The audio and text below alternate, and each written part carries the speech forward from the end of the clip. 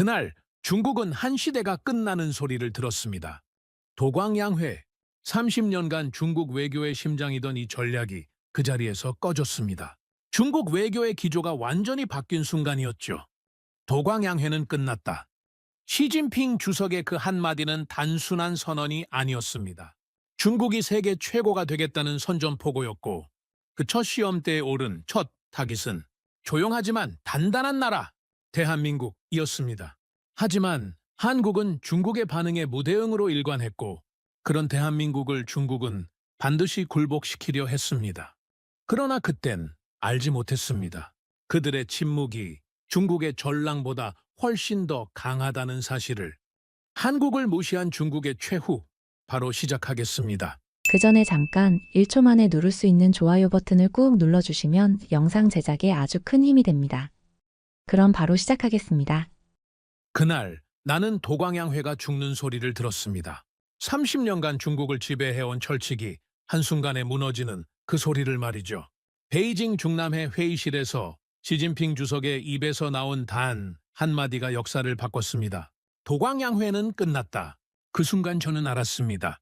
중국이 세계를 향해 칼을 뽑는 시대가 시작됐다는 것을 말이죠. 저는 장루이밍입니다. 중국 외교부 전략분석실에서 22년간 일해온 사람이죠. 상하이 외교 아카데미를 수석으로 졸업했고 인민대학교에서 정치전략 석사학위를 받았습니다. 제가 외교부에 들어온 건 1990년대 초였어요. 그때 중국은 지금과는 완전히 다른 나라였습니다. 천안문 사태의 충격이 채 가시지 않은 상태에서 우리는 세계의 따가운 시선을 받으며 살고 있었거든요. 중국은 그때 겁에 질려 있었습니다. 경제 제재의 외교적 고립까지 전 세계가 우리를 향해 손가락질하고 있었어요. 서방 언론들은 매일같이 중국의 인권 문제를 들먹이며 압박했고 국제사회에서는 중국을 경계의 대상으로 봤습니다. 바로 그 절망적인 순간에 한 남자가 나타났습니다. 덩샤오핑. 그는 중국이 살아남을 수 있는 유일한 전략을 제시했어요. 도광양회? 재능을 감추고 때를 기다린다. 이 네 글자가 이후 30년간 중국 외교의 성경이 됐습니다. 덩샤오핑은 더 구체적으로 말했습니다. 냉정하게 관찰하고 우리의 위치를 지키며 침착하게 대응하라. 절대 투각을 드러내지 말고 조용히 힘을 키워라. 100년은 변하지 말라. 저는 신입 공무원으로서 이 말을 처음 들었을 때 전율했습니다. 이것이야말로 중국이 서구 세계의 압박 속에서 살아남는 유일한 방법이라고 확신했거든요. 그리고 그 전략은 놀라울 정도로 성공했습니다. 중국은 정말로 조용히 힘을 키웠어요. 서방이 인권 문제를 제기하면 내정 간섭이라며 한마디로 일축했고 경제 성장에만 집중했습니다. 외교적으로는 최대한 자극하지 않으려 노력했죠. 20년이 흘렀습니다. 그 사이 중국은 완전히 다른 나라가 되어 있었어요. GDP는 세계 2위까지 올라섰고 군사력은 미국에 이어 최상위권에 자리 잡았습니다. 기술력도 실리콘밸리와 경쟁할 수 있는 수준까지 왔죠. 하지만 여기서 문제가 생겼습니다. 중국은 더 이상 조용히 숨을 수 있는 나라가 아니었어요. 덩샤오핑이 도광양회를 말했을 때 그 작고 가난한 나라가 아니었거든요. 이제는 모든 움직임이 세계의 주목을 받는 거대한 강국이 되어 있었습니다. 저는 그때 외교부 전략분석실 과장 자리에 있었어요. 매일 국제 정세를 분석하고 보고서를 작성하는 일이 제 업무였죠. 그런데 2010년대 들어서면서 점점 이상한 기류를 느끼기 시작했습니다. 아무리 조용히 있으려 해도 중국의 존재감 자체가 너무 커져버린 거예요. 조용히 있으면 중국이 뭔가 숨기고 있다고 의심받았고 조금이라도 목소리를 내면 중국이 위협적으로 변하고 있다는 비판을 받았습니다. 도광양회의 딜레마였습니다. 그리고 한 지도자의 등장에 모든 것이 바뀌었습니다. 바로 시진핑이었죠. 시진핑 체제가 들어서면서 중국 외교의 분위기가 완전히 달라졌어요. 저는 그 변화를 현장에서 목격했습니다. 시진핑 주석이 취임한 지 얼마 안 된 어느 날이었어요. 갑작스럽게 전략분석실에 긴급회의 소집 명령이 떨어졌습니다. 전략기조 전면 재검토 회의, 최고위급 참석. 저는 가슴이 두근거렸어요. 뭔가 큰 일이 일어날 것 같은 예감이 들었거든요. 베이징 중남의 회의실, 평소보다 분위기가 훨씬 무거웠습니다. 외교부 장관, 국방부 장관, 각 부처 최고위 간부들이 하나둘 들어오는데 모두 표정이 딱딱했어요. 그리고 시진핑 주석이 들어왔습니다. 주석은 자리에 앉자마자 바로 본론으로 들어갔어요. 인사말도 서론도 없었습니다. 도광양회는 끝났습니다. 회의실이 순식간에 얼어붙었어요. 20년 넘게 중국 외교의 절대적 신조였던 그 네 글자를 시진핑은 단 한마디로 매장해버린 거죠. 저는 그 순간 등골이 서늘해졌습니다. 역사가 바뀌는 소리를 직접 듣고 있었거든요. 덩샤오핑 동지의 가르침은 소중했습니다. 하지만 그건 우리가 약했을 때의 전략이었어요. 주석이 천천히 말을 이어갔습니다. 지금 우리는 다릅니다. GDP 세계 2위, 군사력 최상위권, 기술력도 미국과 경쟁하는 수준입니다. 그런데 왜 계속 숨어야 합니까? 왜 조용히 있어야 하죠? 회의실 안간부들의 표정이 점점 변했어요. 처음엔 당황, 그 다음엔 동요, 마지막엔 각성으로 말이죠. 숨는 것이 약함이 되는 시대가 왔습니다. 주석이 일어서서 창밖을 바라봤어요. 강한 나라가 계속 숨어 있으면 세계는 우리를 두려워하는 게 아니라 의심하기 시작합니다. 의심이 쌓이면 결국 적대감이 됩니다. 그 말이 회의실을 관통했어요. 이제 드러낼 때입니다. 우리는 더 이상 숨지 않습니다. 주석이 저를 바라봤습니다. 장루이밍, 새로운 전략문서 초안을 작성하십시오. 네, 주석님. 제목부터 바꿔야겠네요. 도광양회는 이제 과거의 유물입니다. 심장이 두근거렸어요. 제가 중국 외교 역사에 새로운 장을 써야 한다라는 부담감이 몰려왔거든요. 회의가 끝나자마자 저는 사무실로 달려갔습니다. 컴퓨터 앞에 앉아서 새 문서를 열었죠. 제목란에 커서가 깜빡이고 있었어요. 무엇을 써야 할까요? 주석의 말이 계속 맴돌았습니다. 드러낼 때다. 저는 타자를 치기 시작했어요. 분발 유의, 강한 중국의 새로운 시대, 분발 유의, 힘써 나아간다. 그건 단순한 전략이 아니라 시대의 전환점을 알리는 선언문이었습니다. 밤새 문서를 작성했어요. 핵심 철학은 이거였습니다. 중국은 더 이상 숨을 수 없다. 숨는 것이 약함이 된다. 강한 중국은 설명하지 않는다. 증명한다. 이 문장을 쓰면서 온몸에 소름이 돋았습니다. 이게 바로 새로운 중국의 헌법이 될 거라는 걸 알았거든요. 일주일 후 전략실 전체 회의가 열렸습니다. 시진핑 주석이 직접 참석했어요. 제가 준비한 문서가 회람됐죠. 분발유의 전략 초안. 주석이 문서를 다 읽고 나서 말했습니다. 좋습니다. 그런데 이제 문제는 누구에게 먼저 이 새로운 중국을 보여줄 것인가입니다. 회의실이 조용해졌어요. 모두가 그 의미를 알고 있었거든요. 첫 번째 시험 대상을 정해야 한다는 뜻이었습니다. 외교부 장관이 입을 열었어요. 미국은 어떻습니까? 주석이 고개를 저었습니다. 너무 큽니다. 직접 충돌은 위험해요. 일본은 역사 문제가 복잡합니다. 감정이 개입되면 통제하기 어려워요. 인도는 예측 불가능합니다. 너무 큰 변수죠. 베트남이나 필리핀은 효과가 제한적입니다. 세계의 주목을 끌기 어려워요. 여러 의견이 나왔지만 주석은 계속 고개를 저었어요. 그때 회의실에 정적이 흘렀습니다. 주석이 잠시 침묵하더니 천천히 입을 열었어요. 한국입니다. 모든 시선이 주석에게 집중됐습니다. 한국이 적절합니다. 주석이 설명하기 시작했어요. 크기가 딱 적당합니다. 너무 작지도 않고 너무 크지도 않죠. 그리고 미국과 중국 사이에 있는 중간 국가입니다. 저는 그 순간 전율했어요. 최고 권력자가 한 나라의 운명을 결정하는 순간을 목격하고 있었거든요. 게다가 명분도 있습니다.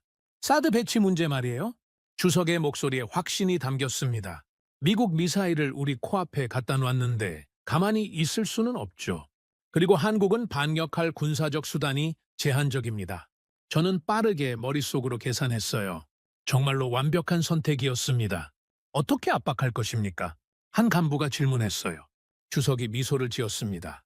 조용히, 그러나 확실하게. 전통적인 외교 채널은 사용하지 않겠습니다.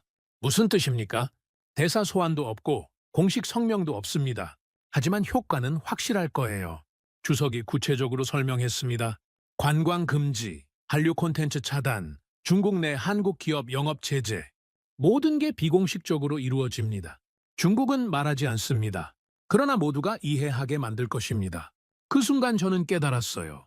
이것이 바로 새로운 중국 외교의 시작이라는 걸 말이죠. 실행에 들어갔습니다. 한국 관광 비자 발급이 급격히 까다로워졌어요. 한류 스타들의 중국 활동이 하나둘 취소되기 시작했죠.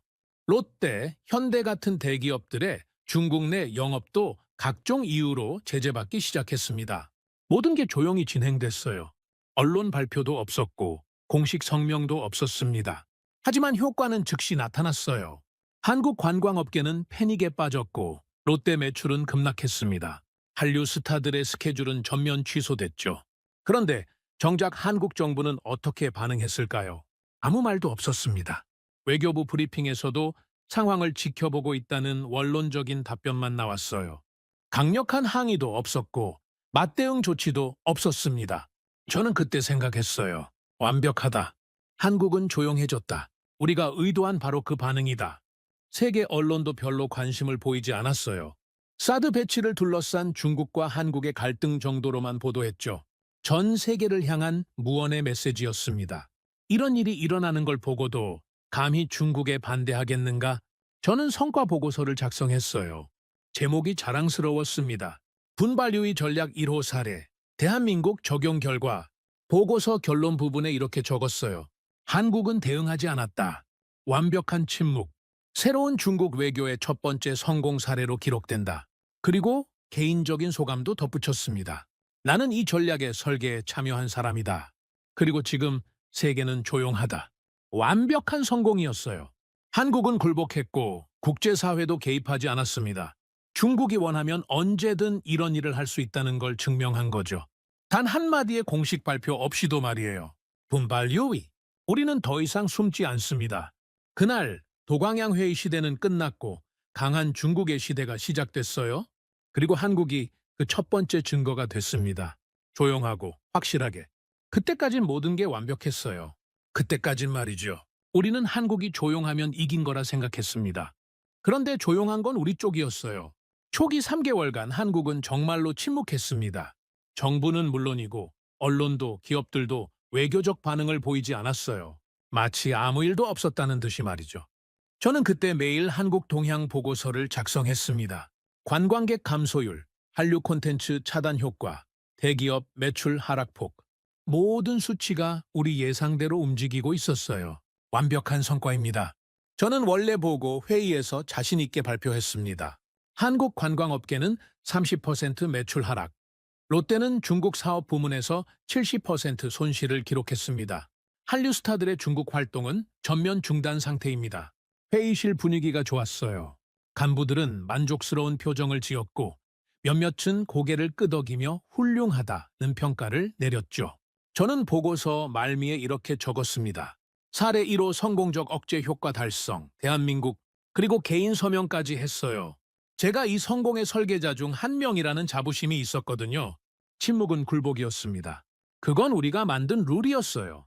하지만 90일이 지나면서 이상한 신호들이 포착되기 시작했습니다. 제가 처음 이상함을 느낀 건 한국 경제 지표를 분석할 때였어요. 관광, 유통, 콘텐츠 분야에서 분명히 타격을 받았는데 전체적인 회복 조짐이 나타나고 있었거든요. 이상합니다. 저는 데이터 분석팀에게 재검토를 요청했어요. 수치가 맞습니까? 하락 곡선이 너무 빨리 멈췄는데요. 확인해 봤는데 맞습니다. 내수 소비 구조가 급격히 전환되고 있어요. 전환이요? 네. 중국 관광객이 줄어든 대신 동남아 관광객이 늘어났고 중국 수출이 막힌 대신 중동과 유럽 마케팅을 확대하고 있습니다. 저는 그래프를 자세히 들여다봤습니다. 분명히 충격은 있었어요. 하지만 그 충격에서 회복하는 속도가 예상보다 훨씬 빨랐습니다. 왜 하락 곡선이 멈추죠? 이건 계획된 움직임 같은데요? 데이터팀 직원이 조심스럽게 말했어요. 혹시 저쪽에서 미리 대비책을 준비했던 건 아닐까요? 저는 그 말에 깜짝 놀랐습니다. 우리가 비밀리에 진행한 작전인데 한국이 미리 준비했다는 게 말이 되나요? 더 충격적인 건 콘텐츠 분야였습니다. 우리는 분명히 한류 콘텐츠를 차단했어요. TV 방송, 영화 상영, 음악 플랫폼에서 한국 콘텐츠를 모두 제거했죠. 완벽한 봉쇄였습니다. 그런데 3개월 후 문화통제부에서 올라온 보고서는 충격적이었어요. 막을수록 더 보입니다. 봉금 정책이 오히려 효과를 반감시키고 있습니다. 저는 즉시 담당자를 불러 설명을 듣했습니다. 무슨 말입니까? 우리가 차단했는데 어떻게 더 퍼집니까?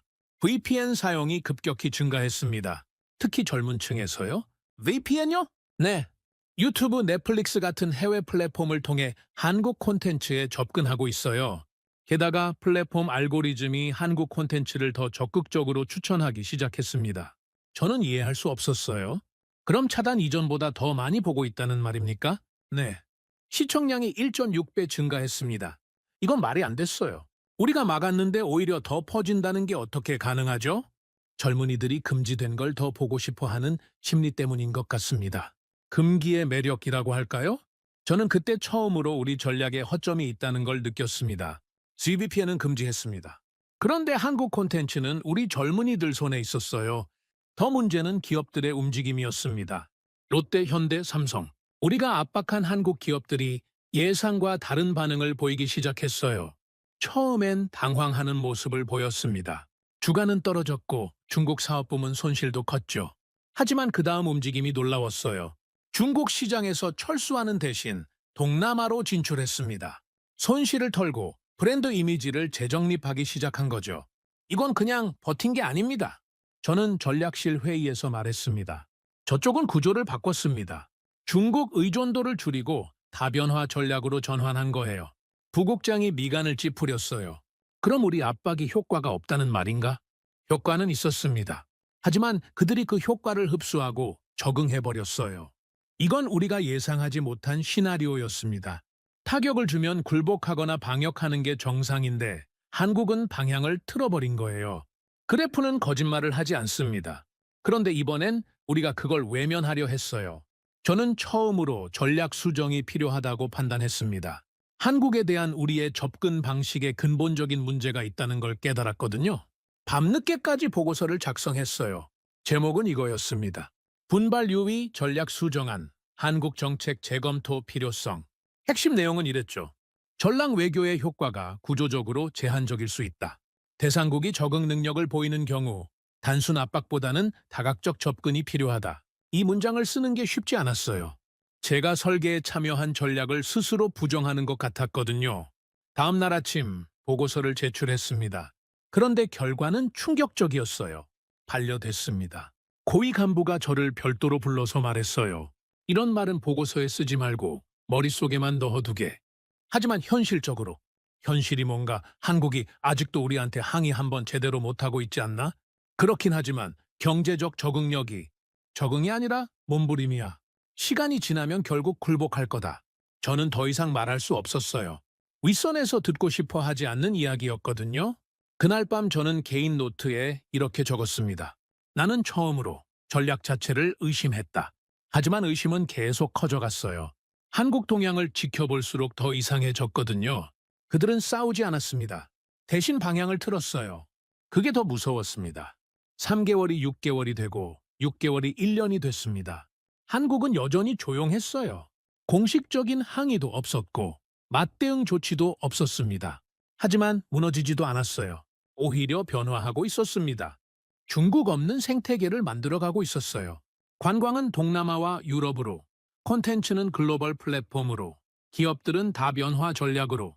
저는 그 과정을 지켜보면서 점점 불안해졌습니다. 이건 방역은 아니지만 회피도 아니다. 전략적 변화다. 동료에게 털어놓았더니 이렇게 답했어요. 그래도 우리가 이겼잖아.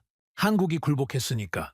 굴복이라고 할 수 있을까요? 저들은 그냥 우리를 무시하고 다른 길로 간 것 같은데요. 무시? 그럴 리가.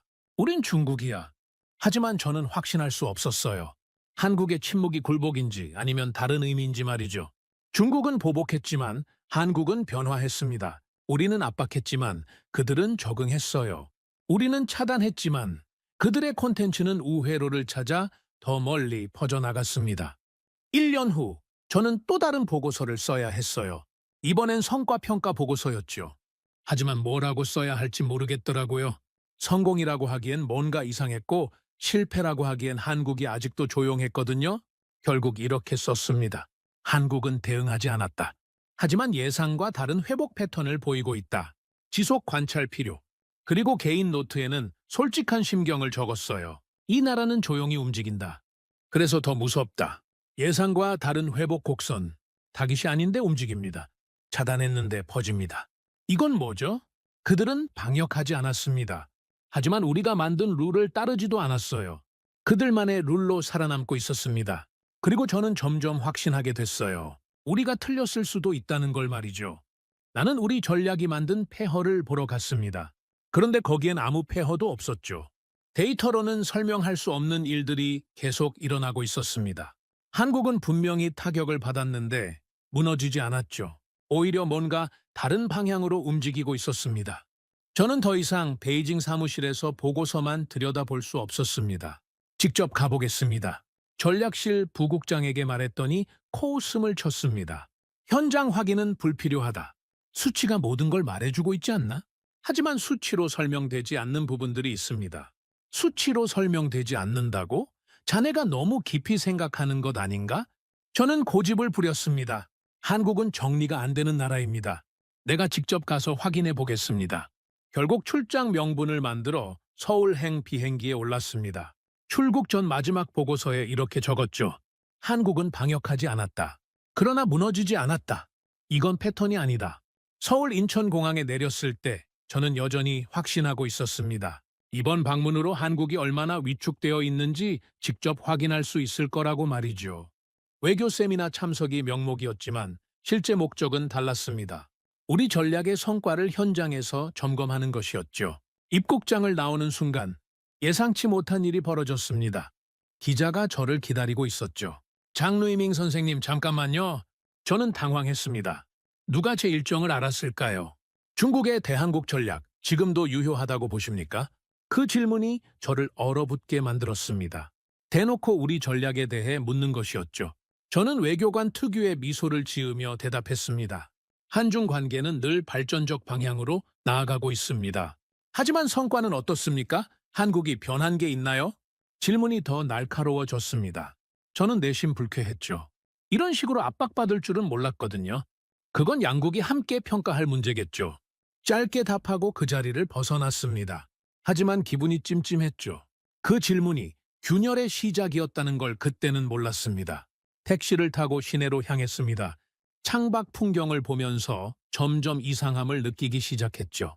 사람들 표정이 너무 평범했습니다. 우리가 1년 넘게 압박한 나라의 국민들이라고는 도저히 믿어지지 않았습니다. 위축된 기색도 없었고 불안해하는 모습도 없었죠. 이들은 우리를 경계조차 하지 않는다. 혼잣말이 나왔습니다. 호텔에 체크인한 후 시내를 둘러봤습니다. 명동, 강남, 홍대.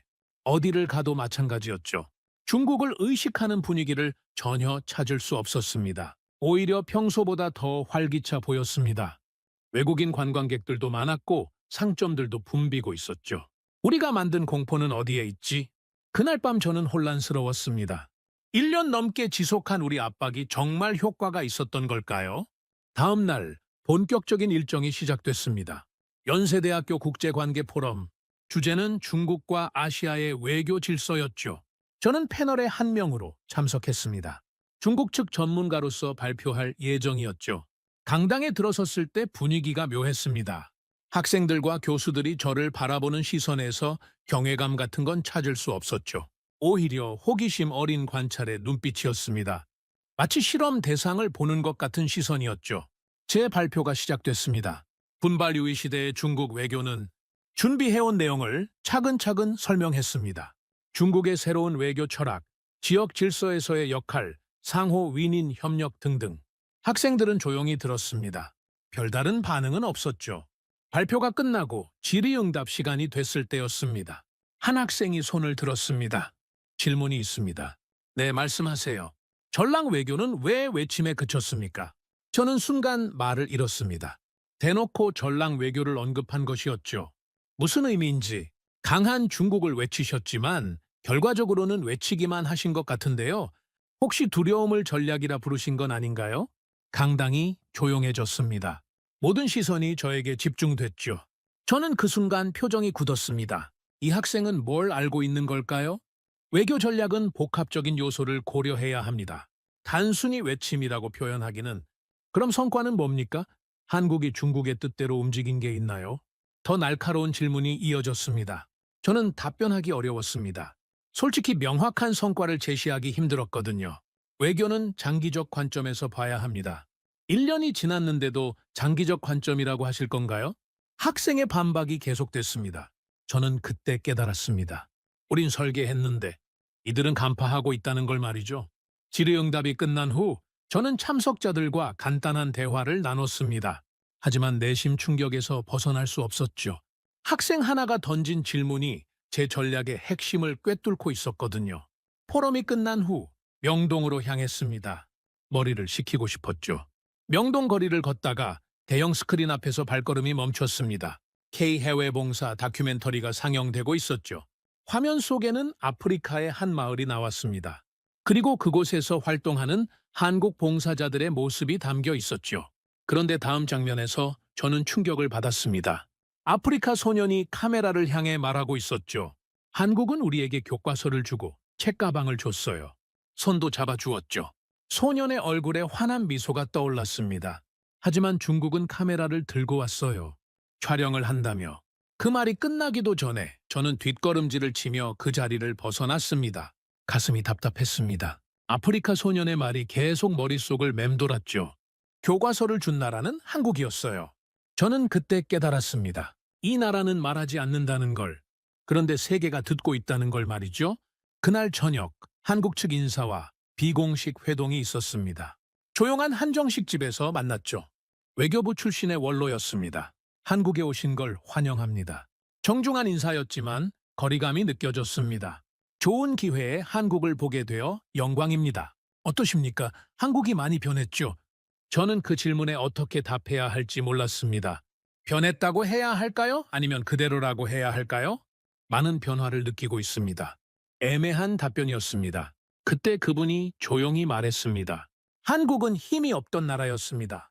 그래서 움직이지 않기가 살아남는 길이었죠. 저는 술잔을 들지 못한 채 침묵했습니다. 강한 나라는 움직여야 하지만 약한 나라는 때로 움직이지 않는 게 지혜입니다. 그 말이 제 가슴을 찔렀습니다. 움직이지 않기라고 하셨습니까? 네. 반응하지 않는 것도 하나의 전략이죠. 상대의 의도대로 움직이지 않는 것 말입니다. 저는 그 순간 소름이 돋았습니다. 이들은 처음부터 알고 있었던 것이었죠. 우리의 의도를, 그리고 그에 대응하는 방법을 말입니다. 그래서 한국은 대응하지 않으신 거군요. 대응이라기보다는 우리만의 길을 가는 것이죠. 그 말이 저를 완전히 침묵하게 만들었습니다. 회동이 끝난 후 호텔로 돌아갔습니다. 방에 들어가자마자 창가에 서서 서울 야경을 바라봤죠. 불빛들이 반짝이고 있었습니다. 평온하고 안정적인 모습이었습니다. 저는 노트를 꺼내서 그날의 경험을 정리해봤습니다. 그들은 움직이지 않는다. 그래서 나는 계산할 수가 없다. 이 문장을 적으면서 깨달았습니다. 침묵을 두려워하던 설계자에게 침묵이 가장 위협적인 전략으로 느껴진다는 걸 말이죠. 서울은 조용했습니다. 너무 조용해서 내 존재가 투명하게 느껴졌죠. 그들은 나를 두려워하지 않았습니다. 심지어 관심조차 두지 않았습니다. 질문은 짧았습니다. 그런데 내 전략은 그 짧은 문장에 흔들렸죠. 전략이란 움직임입니다. 그런데 이 나라는 정적으로 버티고 있었습니다. 그리고 그 정적이 제가 만든 모든 움직임을 무의미하게 만들고 있었죠. 그날 밤 저는 마지막 메모를 남겼습니다. 나는 설계자였다. 그런데 지금 설계되지 않는 나라를 만났다. 그리고 한 줄을 더 추가했습니다. 이 나라는 말하지 않는다. 그런데 세계가 듣고 있다. 한국에서의 3일은 저에게 충격이었습니다. 우리가 만든 전략이 얼마나 허무한 것인지 깨달았거든요. 그들은 우리의 게임에 참여하지 않고 있었습니다. 대신 자신들만의 게임을 하고 있었죠. 그리고 그 게임에서 세계는 그들의 편이었습니다. 예측 불가능한 나라.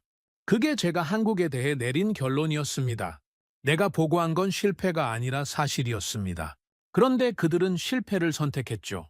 서울에서 돌아온 지 이틀 후 저는 중요한 결정을 내렸습니다. 비공개 전략 보고서를 작성하기로 한 것이었죠. 밤늦게까지 사무실에 남아서 키보드를 두드렸습니다. 제목부터 신중하게 정했습니다. K 무반응 전략 보고서, 침묵은 전략이 될 수 있는가? 이 제목 하나를 정하는데도 1시간이 걸렸습니다. 너무 자극적이어도 안 되고 그렇다고 너무 밋밋해서도 안 됐거든요. 요약 부분에는 핵심 메시지를 담았습니다. 한국은 대응하지 않았다. 그 침묵은 세계의 반응을 불러왔다. 이는 전란괴교의 첫 실패다. 이 문장을 쓰면서 손이 떨렸습니다. 제가 설계에 참여한 전략을 스스로 실패작이라고 규정하는 것이었거든요. 하지만 써야 했습니다. 서울에서 본 것들을 그대로 둘 수는 없었죠. 본문에는 더 구체적인 분석을 담았습니다. 전란괴교의 전제는 상대국의 반응이었다. 분노든 굴복이든 반응이 있어야 전략이 성공했다고 평가할 수 있다. 그런데 한국은 반응하지 않았다. 무반응은 우리가 예상하지 못한 변수였다. 이로 인해 전략 자체가 무의미해졌다. 한국의 침묵은 단순한 굴복이 아니라 새로운 형태의 저항이었다. 그리고 이 저항은 국제사회의 주목을 받고 있다. 30페이지 분량의 보고서를 완성하는데 사흘이 걸렸습니다. 매 문장마다 신중하게 검토했죠. 마지막 결론 부분에 이렇게 적었습니다. 전란 괴교 전략의 수정이 시급하다. 무반응에 대한 대응 방안을 마련해야 한다. 그렇지 않으면 한국 사례가 다른 국가들에게 확산될 위험이 있다. 보고서를 완성한 후 저는 직속 상관인 왕웨이 부부장에게 직보고를 요청했습니다. 긴급 사안이 있어 개별 보고를 요청합니다. 왕웨이 부부장은 50대 후반의 베테랑 외교관이었습니다. 시진핑 집권 이후 전란 괴교의 핵심 설계자 중 한 명이었죠. 다음 날 오후 중난하이 외교부 청사 3층 비밀 회의실에서 만났습니다. 회의실은 조용했습니다. 방음이 완벽하게 된 공간이었죠. 무슨 일인가, 루이밍?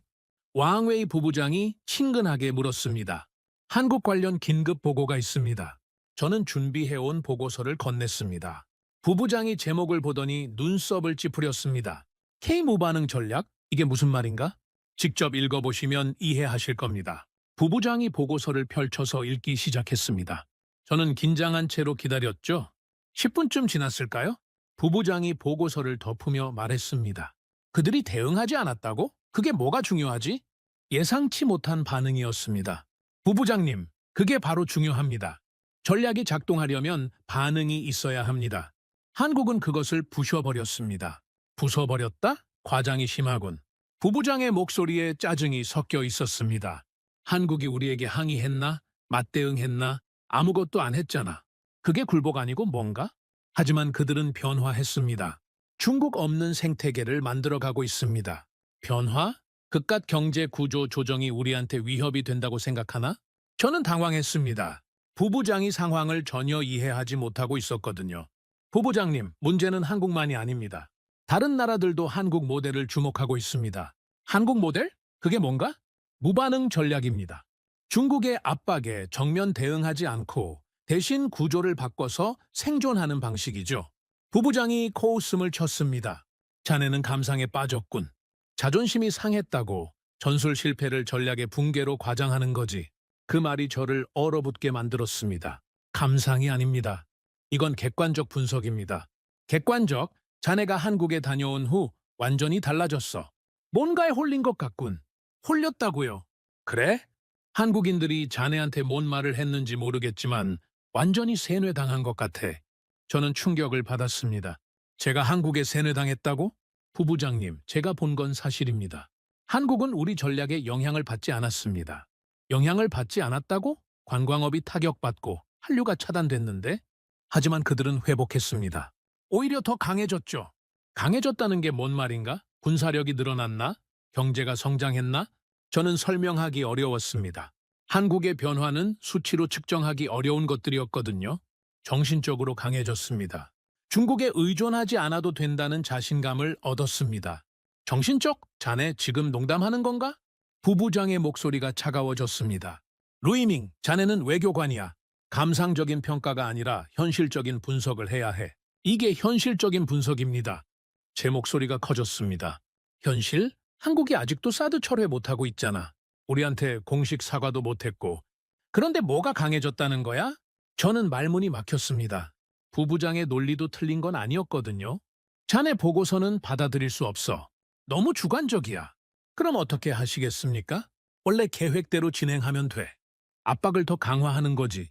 저는 소름이 돋았습니다. 더 강화한다고요? 그래. 한국이 아직도 버티고 있다는 건 우리 압박이 부족했다는 뜻이야. 내 감정은 이해하겠어. 그런데 그게 전략이 되나? 부부장이 차가운 시선으로 저를 바라봤습니다. 루이밍, 외교는 감정이 아니라 힘의 논리야. 자네가 한국에서 뭘 봤는지 모르겠지만 그건 현실이 아니라 착각이야. 회의가 끝난 후 저는 멍한 상태로 사무실로 돌아왔습니다. 그들은 들을 것이다. 나는 분석했다. 회의 전까지만 해도 이런 희망을 품고 있었는데 완전히 빗나갔죠. 이틀 후 예상했던 결과가 나왔습니다. 비서가 서면 메모를 가져왔습니다. 부부장님께서 전달하라고 하셨습니다. 메모 내용은 간단했습니다. 한국은 특수 사례, 전략 수정 불필요. 오히려 더 강한 압박으로 흔들어야 한다. 저는 그 메모를 보면서 허탈했습니다. 나는 경고했다. 그런데 이 체제는 듣지 않는다. 복도에 혼자 서서 중얼거렸습니다. 며칠 후 외교 전략국 전체 회의가 열렸습니다. 왕웨이 부부장이 회의를 주재했죠. 대한국 정책 관련해서 말씀드리겠습니다. 저는 가슴이 두근거렸습니다. 혹시 제 보고서 내용이 받아들여진 걸까요? 한국은 전란 괴교의 성공 사례로 남을 것입니다. 충격적인 선언이었습니다. 비록 완전한 굴복은 아니지만 그들이 더 이상 우리에게 정면 도전하지 못하고 있다는 점에서 성공이라고 할 수 있습니다. 회의실 분위기는 호의적이었습니다. 대부분이 고개를 끄덕이고 있었죠. 앞으로는 압박 강도를 더 높여서 완전한 굴복을 이끌어내겠습니다. 그때 누군가 저를 쳐다봤습니다. 동정하는 듯한 시선이었죠. 저는 시선을 피했습니다. 차마 마주 볼 수 없었습니다. 회의가 끝난 후 저는 혼자 사무실에 남았습니다. 우리는 전략을 설계했습니다. 그런데 지금은 전략이 우리를 끌고 가고 있습니다. 한국은 반응하지 않았습니다. 그래서 이 조직은 더 크게 외치려 합니다. 전랑은 외교가 아닙니다. 외침은 설명이 아닙니다. 그런데 그 차이를 아무도 모릅니다. 그날 밤 저는 책상 서랍에서 전란괴교 시뮬레이션 노트를 꺼냈습니다. 몇 년 전부터 써온 개인 기록이었습니다. 전략의 발전 과정과 개인적 소감을 적어둔 것이었죠. 마지막 페이지를 펼치고 펜을 들었습니다. 나는 설계자였다. 그러나 이 체제는 설계된 것을 끝까지 밀어붙인다. 망하더라도. 이 문장을 쓰고 나서 저는 페이지를 찢어냈습니다. 사무실 한 구석에 있던 잿더리에 성냥을 그어서 태웠습니다. 종이가 타면서 연기가 올라갔습니다. 제 마지막 희망도 함께 타는 것 같았죠. 망하더라도 끝까지 밀어붙인다. 그게 이 체제다. 불꽃이 꺼지고 재만 남았을 때 저는 창밖을 바라봤습니다. 베이징의 밤 풍경이 보였습니다. 여전히 화려하고 웅장했죠. 하지만 제 눈에는 모든 게 허무하게 느껴졌습니다. 이건 전략이 아니라 아집입니다. 하지만 아무도 그걸 인정하려 하지 않습니다. 그리고 저는 이제 확신했습니다. 이 체제는 절대 자신의 실수를 인정하지 않을 거라는 걸 말이죠. 설사 모든 게 무너져도 끝까지 밀어붙일 겁니다. 그게 이 체제의 본성이니까요. 우린 세계를 설계하려 했습니다. 그런데 지금은 세계가 우릴 지우고 있습니다. 사장에서의 좌절 이후 저는 일상 업무에 매몰되려 노력했습니다. 더 이상 한국에 대한 분석이나 전략 수정을 언급하지 않았죠. 윗선에서 원하지 않는다는 걸 분명히 알았거든요. 하지만 제가 담당하고 있던 주변국 동향 분석 업무는 계속해야 했습니다. 동남아, 아프리카, 중동 국가들의 외교 정책 변화를 모니터링하는 일이었죠. 그런데 3개월쯤 지났을 때 이상한 패턴을 발견하기 시작했습니다. 먼저 베트남이었습니다. 원래 보고서를 작성하면서 베트남의 대중국 정책 변화를 분석하고 있었는데 예상과 다른 곡선을 보였습니다. 이상하다. 왜 이런 움직임을 보이지? 베트남은 전통적으로 중국과 복잡한 관계를 유지해왔습니다. 때로는 협력하고 때로는 갈등하면서도 전체적으로는 중국의 영향권 안에 있었죠. 그런데 최근 1년간의 데이터를 보니 뭔가 달랐습니다. 경제 협력은 유지하면서도 정치적으로는 거리를 두기 시작한 것이었습니다. 마치 한국이 보여준 패턴과 비슷했죠. 설마, 저는 더 자세히 분석해봤습니다. 베트남이 최근 발표한 자주적 외교 정책 강화 방안을 들여다보니 놀라운 문구를 발견했습니다. 강대국의 압박에 직접 대응하기보다는 우리만의 발전 경로를 모색한다. 이건 거의 한국 정책의 번역본 같았습니다. 더 충격적인 건 다음 문서였습니다. 베트남 외교부 내부 자료로 추정되는 문건이 정보망을 통해 입수됐는데 제목이 이랬습니다. 한국 모델 연구, 중간 국가의 생존 전략. 저는 손이 떨렸습니다. 정말로 다른 나라들이 한국을 벤치마킹하고 있는 것이었습니다. 문서 내용은 더 구체적이었습니다. 한국은 중국의 압박에 정면 대응하지 않으면서도 국가적 자존심을 지켰다. 이는 중간 국가들이 참고할 만한 모델이다. 저는 그 문서를 읽으면서 소름이 돋았습니다. 우리 전략이 흘러가던 길에 다리들이 사라지고 있다. 개인 노트에 이렇게 적었습니다. 며칠 후 더 충격적인 소식이 들려왔습니다. 베트남에서 대중국 저항 콘텐츠가 제작되고 있다는 정보였습니다. 제목은 조용한 힘, 아시아 중간 국가의 새로운 선택이었습니다. 다큐멘터리 형태로 제작되고 있었는데 한국의 사례가 주요 소재로 다뤄지고 있다는 것이었죠. 저는 즉시 상세 정보를 요청했습니다. 며칠 후 들어온 정보는 더욱 충격적이었습니다. 다큐멘터리 제작 책임자가 인터뷰에서 한 말이었습니다. 그들은 우리를 키웠지만 이제 우린 달아나야 합니다. 한국이 보여준 길이 있거든요. 중국식 영향력은 위험합니다. 압박에 굴복하면 끝이 없어요. 하지만 한국처럼 조용히 저항하면 살 길이 있습니다. 저는 이 보고서를 작성하면서 손이 떨렸습니다. 베트남만이 아니었습니다. 태국, 말레이시아, 인도네시아, 동남아 국가들이 하나둘 비슷한 움직임을 보이기 시작했습니다. 1대1로 참여국 중 7개국이 중국의 전략 제안에 대해 재조정을 요청했다는 정보도 들어왔습니다. 재조정이라는 표현을 썼지만 사실상 거부나 다름없었습니다. 그들이 제시한 이유도 비슷했습니다. 국가적 자주성 확보, 다변화된 외교 관계, 지속 가능한 발전 모델 추구, 모두 한국이 써온 논리와 똑같았습니다. 더 놀라운 건 아프리카와 남미에서도 비슷한 움직임이 감지되기 시작했다는 것이었습니다. 인도네시아에서는 K-모델이라는 표현이 공식 문서에 등장했습니다. K-모델을 참고한 자립형 경제 전략 수립, 콜롬비아는 더 직접적이었습니다. 한국식 균형 외교 정책 도입 추진, 폴란드는 아예 한국 정부에 정책 자문을 요청했다는 정보까지 들어왔습니다. 저는 이 모든 정보를 종합하면서 충격적인 결론에 도달했습니다. 한국의 무반응 전략이 전 세계로 확산되고 있는 것이었습니다. 저는 긴급 분석 보고서를 작성했습니다. 제목은 K-모델 확산, 현황과 대응 방안이었습니다. 하지만 이번에는 공식 보고서로 제출하지 않았습니다. 4장의 경험이 있었거든요. 대신 동료들과 비공식 토론을 시작했습니다. 이상한 일이 벌어지고 있습니다. 젊은 분석관들에게 말했습니다. 뭔 일인데요? 여러 나라가 한국 모델을 따라하기 시작했습니다. 한국 모델이요? 네. 중국의 압박에 직접 대응하지 않으면서도 자국의 이익을 지키는 방식이죠. 분석관들의 표정이 심각해졌습니다. 구체적으로 어떤 나라들입니까? 베트남, 태국, 인도네시아, 콜롬비아, 폴란드. 계속 늘어나고 있습니다. 그럼 우리 전략이 무력화되는 건가요? 그렇게 볼 수도 있죠. 압박을 가해도 굴복하지 않고 그렇다고 정면 대응도 하지 않는 방식이 확산되고 있으니까요. 저는 후배 전략계에게 말했습니다. 그들은 조용했습니다. 그런데 지금은 세계가 그쪽을 보고 있습니다. 그날 밤 저는 수집한 자료들을 다시 정리해봤습니다. 한국이 보여준 생존력의 파급 효과가 상상 이상으로 컸습니다. 중국산 부품을 배제한 후 오히려 적자를 회복한 사례, 한류 콘텐츠가 교육과 의료, 산업 모델까지 확산된 사례, 무반응 전략으로 국제적 지지를 얻은 사례, 이 모든 것들이 다른 나라들에게는 희망의 증거였습니다. 중국은 위협이었고 한국은 대안이었다. 어느 나라 전략 세미나 자료에서 발견한 문장이었습니다. 이 문장을 읽는 순간 저는 모든 걸 깨달았습니다. 우리가 한국을 압박한 것이 오히려 역효과를 낸 것이었습니다.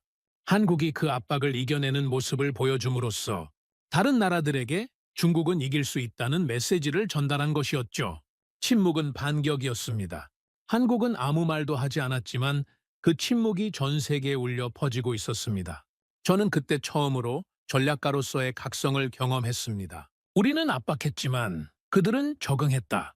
우리는 차단했지만 그들의 콘텐츠는 더 멀리 퍼져나갔다. 그리고 이제 세계가 그들의 방식을 따라 하기 시작했다. 개인 노트에 적은 문장이었습니다. 며칠 후 더 결정적인 정보가 들어왔습니다. 아프리카 경제사절단이 중국 대신 한국의 교육 지원을 요청했다는 것이었습니다. 이 이유가 충격적이었습니다. 한국의 교육 모델이 우리에게 더 적합하다. 중국은 너무 정치적이다. 동남아 각국 정상들이 K형 패러다임이라는 새로운 용어를 사용하기 시작했다는 정보도 들어왔습니다. K형 패러다임, 한국형 발전 모델을 의미하는 새로운 개념이었습니다. 저는 그날 밤 타자를 치다가 멈췄습니다. 우리가 만든 세계는 그들을 만들지 못했다. 이 문장을 쓰려다가 지웠습니다. 너무 절망적이었거든요. 하지만 현실은 그보다 더 절망적이었습니다. 우리는 세계의 중심이 되려 했지만 세계는 우리를 중심에서 제거하기 시작했습니다. 우리를 본받지 않습니다. 우리를 피합니다. 우리 전략은 따라하지 않습니다. 이제 반대 전략을 만듭니다. 그리고 그 반대 전략의 모델이 바로 한국이었습니다. 저는 그때 깨달았습니다. 이건 패배가 아니라 퇴출이라는 걸 말이죠. 한국은 우리와 싸우지 않았습니다. 대신 우리 없는 세계를 만들어 갔습니다. 그리고 그 세계에 다른 나라들이 하나둘 합류하기 시작한 것이었습니다. 침묵은 무기가 될 수 없다고 믿었습니다. 하지만 지금 그 침묵이 우리를 지우고 있습니다. 그들은 아무 말도 하지 않았습니다. 그런데 모든 나라가 거길 따라갑니다. 저는 그날 밤 마지막 분석을 끝내며 생각했습니다. 우리는 전략을 외쳤고 그들은 생존을 선택했습니다. 그리고 세계는 생존을 택한 쪽의 편에 서기 시작했습니다. 이제 우리는 혼자가 되어가고 있었습니다. 전략은 완성되었지만 세계는 그 전략을 더 이상 믿지 않았습니다. 5장에서 K모델의 확산을 목격한 후 저는 더 큰 충격이 기다리고 있다는 걸 예감했습니다. 그리고 그 예감은 곧 현실이 됐죠. 첫 번째 충격은 일본에서 왔습니다. 일본 경제안보법 발효로 중국 반도체 기술 전면 차단. 뉴스 헤드라인을 보는 순간 저는 얼어붙었습니다. 일본이 이렇게 노골적으로 중국을 겨냥한 법안을 통과시킨 것은 처음이었거든요. 더 충격적인 건 법안의 내용이었습니다. 중국 의존적 공급망 구조 탈피, 기술 주권 확보, 자주적 경제 안보 체계 구축. 모든 표현이 한국이 써온 논리와 똑같았습니다. 저는 즉시 일본 동향 분석 보고서를 요청했습니다. 결과는 더욱 충격적이었습니다. 일본 정부 내부에서 한국 모델 벤치마킹이라는 표현이 공식적으로 사용되고 있었다는 것이었죠. 일본 경제산업성 내부 문서에는 이런 문구가 있었습니다. 한국의 대중국 정책이 일본에 시사하는 바가 크다. 직접 대립보다는 구조적 독립을 추구하는 방식이 효과적이다. 일본이 한국을 벤치마킹한다는 것 자체가 놀라웠지만 더 놀라운 건 그 이유였습니다. 한국은 중국의 압박을 받으면서도 국가적 품격을 잃지 않았다. 이는 일본이 참고할 만한 사례다. 이건 단순한 경제 정책이 아니었습니다. 외교 철학의 변화였죠. 며칠 후 유럽연합에서도 비슷한 움직임이 시작됐습니다. EU 중국산 배터리 보조금 조사 개시. 표면적으로는 무역 분쟁 같아 보였지만 내용을 자세히 들여다보니 본질이 달랐습니다. EU 집행위원회 성명서에 이런 문구가 있었습니다. 경제적 상호 의존이 정치적 종속으로 이어져서는 안 된다. 우리는 자주적 선택권을 지켜야 한다. 이것도 한국이 일관되게 주장해온 논리였습니다. 그리고 미국까지 나섰습니다. 미국 프렌드쇼어링 정책 공식 확대 발표, 공급망 재편이라는 명목이었지만 실제로는 중국 배제 정책이었죠. 저는 이 모든 상황을 종합하면서 끔찍한 깨달음에 도달했습니다. 이건 외교가 아니다. 이건 방역이다. 중국이라는 위험으로부터 개인 노트에 적은 문장이었습니다. 더욱 충격적인 건 국제 포럼에서의 변화였습니다. 아시안스란 정상회의에서 중국이 배제됐다는 소식이 들려왔습니다. 공식적으로는 일정 조율 문제라고 했지만 실제로는 의도적 배제였죠. 세계 지식 포럼에서는 더 노골적이었습니다. 중국식 해법 주제 세션 삭제. 기획 단계에서는 있었던 중국 관련 세션이 갑자기 사라진 것이었습니다. 저는 이 포럼에 참석 예정이었는데 갑자기 초청이 취소됐습니다. 이유는 프로그램 변경이었죠. 대신 추가된 세션의 제목이 충격적이었습니다. K모델 중간 국가의 새로운 생존 전략. 한국이 중국을 대신해서 주요 의제가 된 것이었습니다. 저는 그 순간 모멸감을 느꼈습니다. 우린 공식 의제에서 지워졌다. 이건 외교적 처형이다. 참석하지 못한 포럼의 자료를 나중에 입수해서 읽어봤는데 더욱 충격적이었습니다. 한 외국 대표의 발언이 그대로 기록되어 있었습니다. 중국은 더 이상 참고서가 아닙니다. 지금은 변수가 됐습니다. 변수. 우리가 해법이 아니라 문제가 되었다는 뜻이었습니다. 그런데 더 치명적인 일이 벌어졌습니다. 중국 전략 내부 문서가 해외 언론에 유출된 것이었습니다. 제목부터 치명적이었습니다. 전란괴교 지침서, 대상국별, 압박 전략, 문서의 일부 내용이 공개되면서 전 세계가 중국의 의도를 추측이 아닌 확신으로 받아들이기 시작했습니다. 의도가 노출된 전략은 무기일 수 없다. 이건 외교의 기본 원칙이었습니다. 전략의 핵심은 상대방이 모르는 데 있는데 모든 게 공개되어 버린 것이었죠. 유출된 문서에는 한국에 대한 분석도 포함되어 있었습니다. 한국은 모범적 압박 사례로 다른 국가들에 대한 시범 케이스로 활용한다. 이 문구가 공개되면서 국제사회의 반응은 더욱 격렬해졌습니다. 중국이 한국을 실험 대상으로 삼았다는 분석이 쏟아져 나왔죠.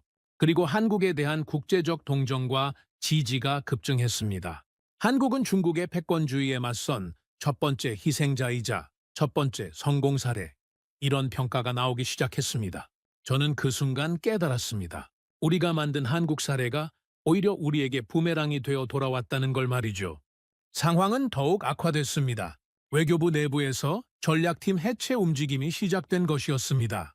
전략분석실 조직 개편 검토, 공식 명칭이었지만 사실상 해체 통보였습니다. 저는 직속 상관으로부터 개별 면담 요청을 받았습니다. 루이밍, 자네 어떻게 할 생각인가? 왕웨이 부부장의 첫 마디였습니다. 무슨 말씀이신지. 조직 개편이야. 전략분석실이 축소된다.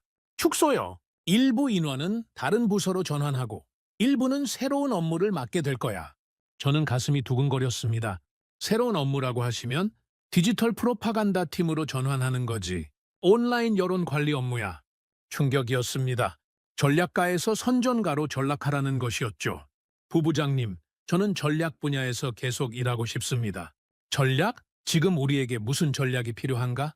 부부장의 목소리가 냉랭했습니다. 전란괴교는 실패했어. 인정해야 해. 처음으로 윗선에서 실패를 인정하는 말이 나왔습니다. 그럼 새로운 전략은 없어. 이제는 방어 모드야. 방어요? 그래. 우리가 공격적으로 나갈 시대는 끝났어. 이제는 어떻게 체면을 지키면서 후퇴할지를 고민해야 해. 저는 그 말에 충격을 받았습니다. 우리는 전략가가 아니라 이제 선정하야. 동료의 말이었습니다.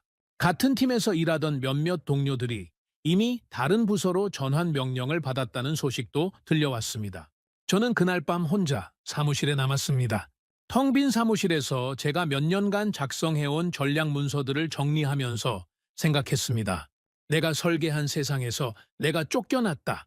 아무도 없는 공간에서 중얼거렸습니다. 창밖으로 베이징 시내가 보였습니다.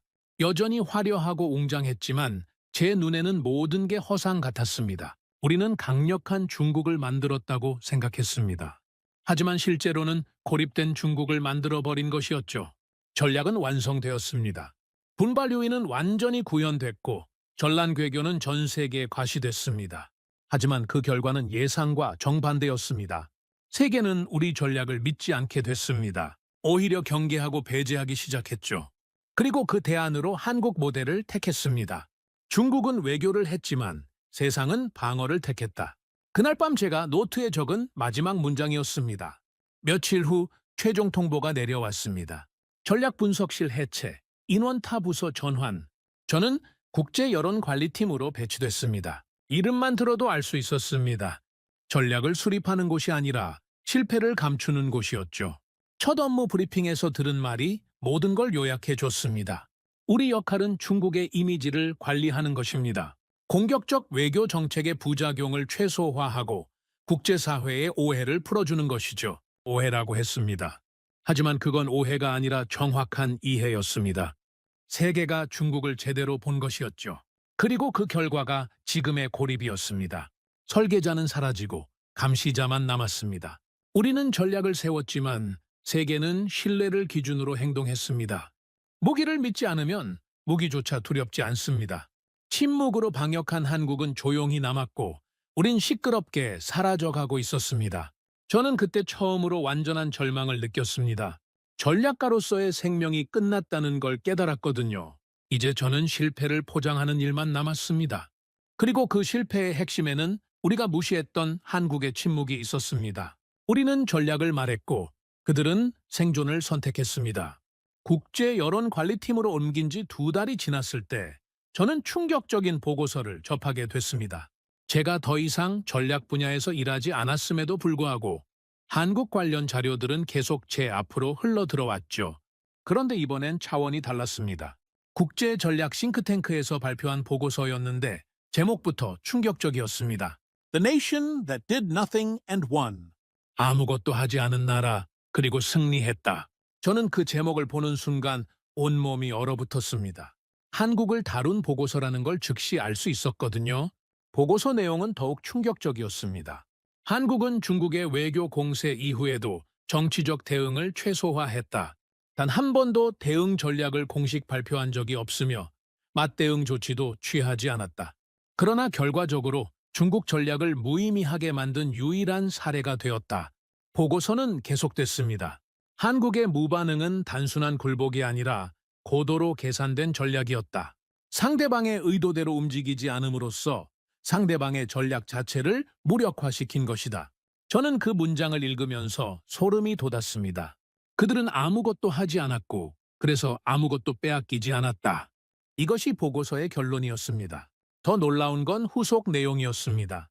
한국 모델은 이제 소프트 레지스탕스, 소프트 레지스턴스의 새로운 패러다임으로 평가받고 있다. 직접적 대립 없이 압박을 무력화시키는 방법론으로 연구되고 있다. 저는 그때 깨달았습니다. 한국이 우리를 상대로 벌인 것은 저항이 아니라 진화였다는 걸 말이죠. 며칠 후 더 구체적인 정보가 들어왔습니다. 한류 콘텐츠의 글로벌 확산 현황 자료였습니다. 수치가 놀라웠습니다. K-POP, K-드라마를 넘어서 이제는 K-교육, K-医療, K-스타트업까지 전 영역으로 확산되고 있었습니다. 특히 충격적인 건 아프리카와 남미에서의 반응이었습니다. K-콘텐츠 플랫폼, 프랑스, 브라질, 케냐에서 자체 브랜드화, K-식품, BTS 드라마를 넘어 정서 모델로 확산, 정서 모델. 이 표현이 제게는 특별히 와닿았습니다. 우린 감정을 무기로 삼았고 그들은 감정을 시장으로 바꿨다. 제가 그날 밤 노트에 적은 문장이었습니다. 더 충격적인 자료가 계속 들어왔습니다. 유럽의 한 대학에서 발표한 K-모델 분석 연구였습니다. 연구진들이 한국의 대응 방식을 세 가지 영역으로 분석했더라고요. 첫째, 경제적 자립 중국 의존도를 줄이면서 내수 시장을 확대하고 공급망을 다변화한 점. 둘째, 외교적 절제, 선제적 대응 대신 지속적 생존 전략을 택한 점. 셋째, 디지털 영향력 메타버스, 게임, 교육 콘텐츠를 통해 소프트 파워를 확장한 점.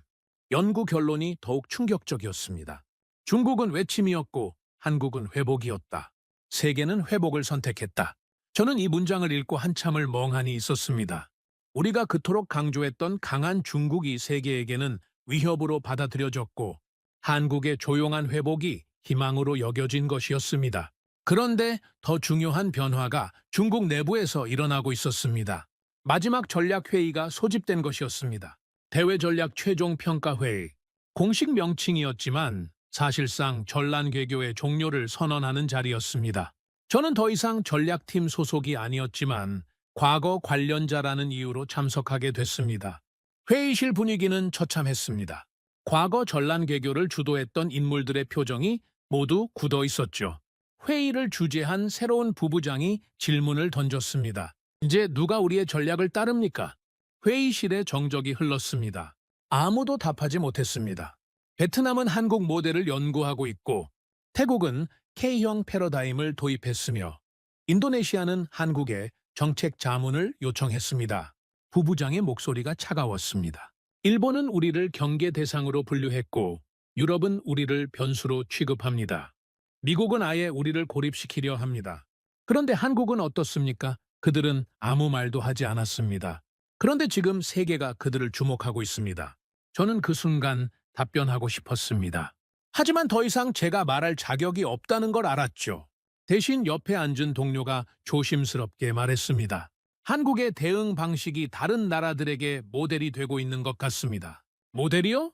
아무것도 안 한 게 모델이 된다고요? 부부장의 반응이었습니다. 하지만 결과적으로 우리가 고립됐다는 말입니까? 회의실이 다시 조용해졌습니다. 저는 그때 처음으로 공개적으로 발언했습니다. 그들은 조용했고 그래서 살아남았습니다. 모든 시선이 저에게 집중됐습니다. 무슨 말입니까? 한국은 우리와 싸우지 않았습니다. 대신 우리 없는 세계를 만들어갔습니다. 그리고 그 세계가 지금 현실이 되고 있습니다. 부부장이 인상을 찌푸렸습니다. 그럼 우리가 틀렸다는 말입니까? 저는 잠시 망설였습니다. 하지만 더 이상 숨길 이유가 없었습니다. 네, 우리가 틀렸습니다. 회의실이 술렁거렸습니다. 우리는 반응을 강요했지만 그들은 반응하지 않았습니다. 우리는 굴복을 원했지만 그들은 적응했습니다. 우리는 외쳤지만 그들은 조용히 살아남았습니다. 그리고 지금 세계는 외친 쪽이 아니라 살아남은 쪽을 택했습니다. 부부장이 차가운 시선으로 저를 바라봤습니다. 그럼 앞으로 어떻게 해야 한다는 겁니까? 저는 솔직하게 답했습니다. 모르겠습니다. 하지만 지금까지의 방식은 통하지 않는다는 건 분명합니다. 회의는 그렇게 끝났습니다. 아무런 결론도 없이 말이죠. 회의 후 저는 혼자 복도에 서 있었습니다. 동료 하나가 다가와서 말했습니다. 루이밍, 오늘 발언이 좀 과했던 것 같은데. 과했다고요? 우리가 틀렸다고 공개적으로 말하는 건 좀... 저는 쓴웃음을 지었습니다. 틀린 걸 틀렸다고 말하는 게 과한 건가요? 하지만 체제에 대한 비판으로 받아들여질 수 있어요. 저는 그 말에 답하지 않았습니다. 이미 체제와의 단절을 느끼고 있었거든요. 그날 밤 저는 개인 일기를 정리하면서 깨달았습니다. 제가 더 이상 전략가가 아니라는 걸 말이죠. 이제 저는 관찰자가 됐습니다. 실패를 기록하는 사람이 됐습니다. 나는 전략가였다. 그런데 이 싸움의 승자는 단 한 번도 전략을 말하지 않았다. 우리는 그들을 흔들고자 했다. 그런데 그들은 움직이지 않았다. 모든 방향이 실패했을 때 단 하나의 방향이 살아남았다. 움직이지 않는 것. 외침은 들렸지만 반응은 없었다. 그게 세계를 불안하게 만든 것이다. 마지막 문장을 적으면서 저는 깨달았습니다. 그때 나는 말 없는 침묵이 전장의 가장 강한 무기라는 걸 알게 되었다. 한국은 무기를 들지 않았습니다. 대신 삶을 들고 버텼습니다. 그들의 조용함은 세계를 움직이는 설계도였습니다. 중국은 외쳤습니다. 한국은 견뎠습니다. 그리고 세상은 견딘 쪽을 택했습니다. 나는 전략가였습니다. 지금은 관찰자입니다. 그리고 내가 본 건 한국이었습니다. 전략 없는 전략, 그것이 한국의 전략이었습니다. 그리고 그 전략이 우리의 모든 전략을 무너뜨렸습니다. 침묵이란 전략이 있다는 걸 그들은 이미 알고 있었습니다. 우리는 소리쳤지만 그들은 살아냈습니다. 세계는 그들을 선택했습니다. 조용한 자의 승리였습니다. 세계는 이제 한국을 따라갑니다. 마지막 전략회의가 끝난 지 6개월이 지났을 때 저는 더 이상 전략가가 아니라 역사의 기록자가 되어 있었습니다. 국제 여론관리팀에서 하는 일은 단순했죠. 중국의 실패를 포장하고 체면을 유지하는 것이었습니다. 하지만 현실은 포장할 수 없을 만큼 명확했습니다. 그날도 평상시처럼 국제 동향 자료를 정리하고 있었는데 한 문서가 제 눈에 들어왔습니다. 유엔 개발 프로그램 UNDP 보고서였습니다. 제목을 보는 순간 저는 손이 떨렸습니다. Korean Model A New Paradigm for Crisis Recovery and Sustainable Development. 한국 모델 위기 회복과 지속 가능한 발전을 위한 새로운 패러다임. 유엔이 공식적으로 한국 모델을 새로운 기준으로 제시한 것이었습니다. 보고서 내용은 더욱 충격적이었습니다. 한국은 경제적 압박과 외교적 고립이라는 이중 위기 속에서도 국가적 품격을 잃지 않았다. 오히려 위기를 기회로 전환시켜 더욱 강력한 국가 경쟁력을 확보했다. 한국의 위기 대응 방식은 다음과 같은 특징을 보인다. 첫째, 위기 회복력 resilience. 둘째, 갈등 관리 능력 conflict management. 셋째, 문화적 소프트 파워 확산. 넷째, 교육 시스템의 우수성. 다섯째, 기술 혁신 역량. 저는 그 문장을 반복해서 읽었습니다. 한국은 생존한 것이 아니라 설계했다. 이것이 보고서의 핵심 결론이었습니다. 더 놀라운 건 구체적인 수치였습니다. K-교육 모델을 도입한 국가 23개국, K-의료 시스템을 벤치마킹한 국가 15개국, K-콘텐츠 플랫폼을 활용한 국가 67개국, 한국의 소프트파워 지수는 3년 전 대비 340% 상승했고 국가 브랜드 가치는 세계 7위까지 올라와 있었습니다. 한국은 고요하지만 강한 회복 국가로서 세계의 벤치마크가 되었다. 앞으로 위기에 직면한 국가들은 한국 모델을 참고할 것을 권장한다. 벤치마크, 한국이 세계의 기준이 된 것이었습니다. 저는 그 순간 전율했습니다. 우리가 압박했던 그 나라가 이제 세계의 표준이 되어 있었던 것이죠. 며칠 후 더 결정적인 순간을 목격하게 됐습니다. G2C 정상회의 생중계를 보고 있었는데 놀라운 장면이 펼쳐졌습니다. 과거 G20에서 한국은 늘 조용한 참관자였습니다. 미국, 중국, 독일, 프랑스 같은 강대국들이 주도하고 한국은 묵묵히 듣기만 하는 역할이었죠. 그런데 이번에는 달랐습니다. 기술 협력과 데이터 윤리 규범 논의에서 한국 대표가 제안국으로 나섰던 것입니다. AI 시대의 인간 중심 기술 발전 방향에 대한 한국의 제안을 듣겠습니다. 의장의 소개였습니다. 한국 대표가 발언을 시작했습니다. 기술 발전은 인간의 존엄성을 전제로 해야 합니다. 경쟁보다는 협력을, 배제보다는 포용을 기반으로 한 기술 거버넌스가 필요합니다. 그 순간